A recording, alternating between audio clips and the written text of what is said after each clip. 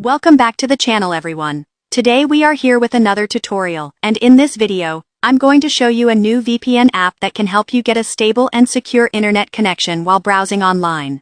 This app can also improve your connection quality, and the good thing is that it's already available on the Google Play Store. Before we begin, if you are new here, make sure to subscribe, like, share, and leave a comment if anything is unclear, so you don't miss any of my upcoming videos.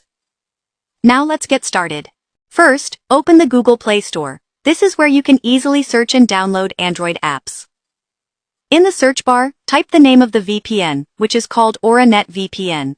This app is designed to help provide a fast and reliable connection. From the list of results, select the correct one by checking the app name and its icon. Once you find the right app, tap on it.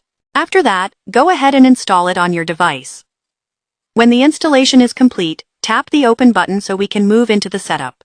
Before continuing, I would like to welcome both new and returning viewers.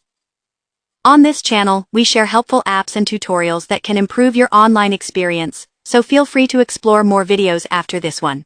Now let's open the app.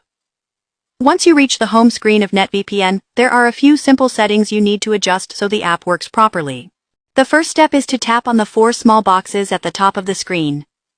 From the options that appear, select Update Notes. This will refresh the app's resources and help you get the best performance. Next, you need to choose your country network name from the list.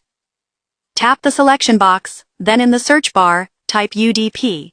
In this video, we are focusing on UDP because it works well for many users. If your country does not support UDP, you can choose a different network name from the list. But for this tutorial, we will pick the available UDP option. After selecting the network type, the next step is to choose a server. Tap the server box and pick a server that performs well in your region. For this video, I will use the Global UDP Online 2 server, but you can choose any server that works best for you.